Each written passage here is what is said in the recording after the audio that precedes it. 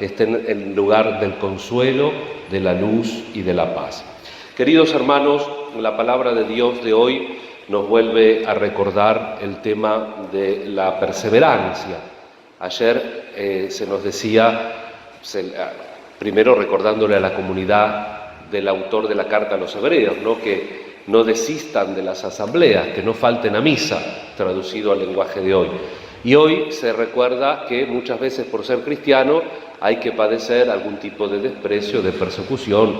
En aquel momento era muy importante, como escuchamos, se confiscaban los bienes y en los primeros siglos, por lo menos hasta el siglo IV, muchos cristianos murieron mártires, como ahora también lo recordamos cada tanto.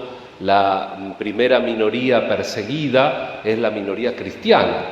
No hace mucho tiempo pusieron una bomba en una iglesia, como muchas veces también hacen en países musulmanes en el tiempo de la Navidad. Por supuesto que ninguna religión propicia el mal, pero nosotros sabemos que tenemos que colaborar con nuestra libertad.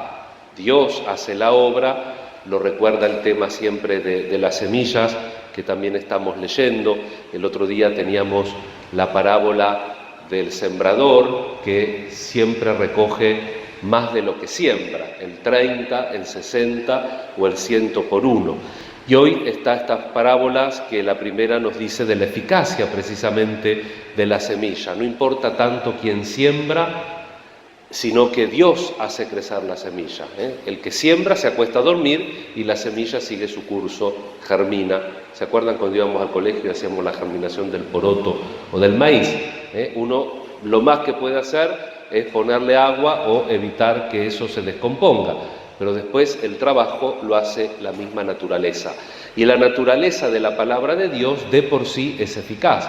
Por supuesto que en el medio nosotros tenemos que colaborar, pero nunca el cristiano, ni en época de persecución, ni en época que parece que todo marcha bien, hay motivo para desanimarse hasta la profundidad. Sí que nos desanimamos porque somos flojos, tenemos determinadas necesidades, o tenemos mucho calor, o tenemos mucho frío, o nos duele la panza, o nos mareamos, o tal o cual. Hay un montón de cosas que nos hacen a veces aflojar o distraer de los fines propios de las cosas trascendentes. Pero eso es propio de que tenemos una naturaleza limitada. También, aunque, como dice el prefacio número 1, la vida del hombre no se quita, sino se transforma, todos los males, en definitiva, nos recuerdan que somos frágiles porque tenemos que morir. Son las consecuencias del pecado original.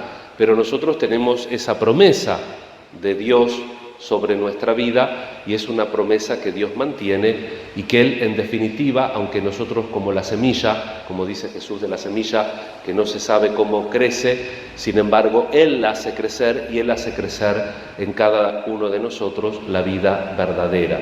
Tenemos que tener fe, tenemos que tener perseverancia, sabiendo que el resultado último no depende de nosotros, como dice Pablo, que uno siembra y el otro cosecha.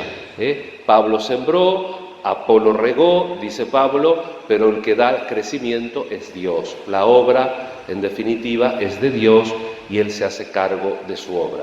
Pero nosotros tenemos que estar para mover la tierra, para sembrar, para poner un poquito de agua cuando la cosa está muy seca. Vamos a pedir al Señor entonces colaborar, pero sabiendo que muchas veces tenemos que hacer todo lo que podemos, pero que no necesariamente vamos a ver los frutos o vamos a recoger todo lo que sembramos. Eso evidentemente lo tenemos que dejar al Señor. Las intenciones de este mes del apostolado de la oración, la intención universal que ha puesto el Santo Padre Francisco, es por la acogida generosa de las víctimas de la trata de personas, de la prostitución forzada y de la violencia. Y la intención de la Conferencia Episcopal Argentina, que el Espíritu Santo infunda en nosotros un intenso anhelo de ser santos para la mayor gloria de Dios y nos alentemos mutuamente en este camino. Queridos hermanos, las intenciones que pone el Papa, como corresponde, tienen que ser prácticas, porque no podemos poner una cosa muy volada que nadie la pueda hacer.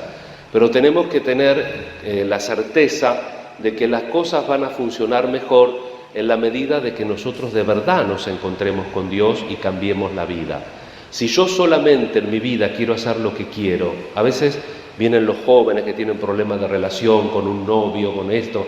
¿Y cuál es el problema último? Que no respeto al otro, que quiero que el otro haga lo que yo quiero, que se ría cuando yo quiero, que se acueste cuando yo quiero, que salga cuando yo... Eso es imposible. ¿Por qué? Porque vos sos el ejemplo, vos no querés cambiar, vos no querés dar el brazo a torcer.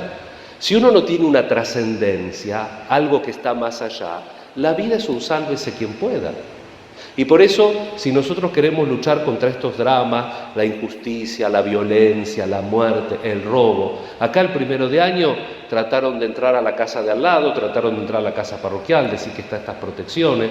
¿Cuántas veces? O vas caminando por un lado, te roban el teléfono. Eso no se cura solamente con un voluntarismo, no, tengo que ser mejor, tengo que amar al prójimo. Eso tiene que haber una visión de trascendencia. Porque si no, la semilla no crece. Nosotros solos, por más buenos que seamos, que en definitiva a veces tampoco somos tan buenos, porque no tenemos tantos buenos sentimientos como parecería. Uno dice genéricamente, sí, yo ayudo al que puedo, pero a veces somos muy egoístas, somos muy criticones, somos muy violentos. ¿Cuántos videitos aparecen de madres y no hace falta videíto? Uno a veces lo ve en el colectivo. ¡Cortala! ¿Cómo? Esos chicos, ¿cómo pueden vivir después de alguna manera abiertos al don del otro, a la renuncia de sí mismo? Si tenés 4 o 5 locos que le están gritando todo el día y que ni siquiera ellos pidieron venir al mundo. Entonces tenemos que hacer un esfuerzo, hermanos, de saber que tiene que haber una trascendencia. Jesús en el Evangelio dice algo que pasa desapercibido. Sin mí nada pueden hacer. Sin me nihil potestas facere. Tenemos que estar unidos a Él. Él respeta nuestra libertad. Hay libertad de la naturaleza, está la libertad nuestra, pero nosotros tenemos que aprender generosamente a usar nuestra libertad en relación con Dios y con el prójimo, a fin de que las intenciones del Papa, la víctima de la trata de personas, de la prostitución, de la violencia y de la Conferencia Episcopal Argentina, que es más, digamos así, trascendente, que tengamos que ser santos. ¿Qué es ser santo? Precisamente tener esa unión con Dios y con los hermanos. Vamos a pedir al Señor por estas intenciones, vamos a pedir por todos nosotros y especialmente en este día de hoy por nuestros seres queridos difuntos y por este hermano nuestro que está en las cenizas, Carlos Monzón, los despojos, porque la promesa de la resurrección es sobre el alma y sobre el cuerpo. Creo en la resurrección de la carne y en la vida perdurable. Amén. Esta es nuestra fe y por eso nosotros también queremos que esta vida no sea un sálvese quien pueda, sino que esta vida nuestra sea un compartir, un abrirnos a los demás, un trabajar para poder ser mejor y para poder ayudar a los otros a que sean un poquito más humanos y mejores cristianos. Que así sea.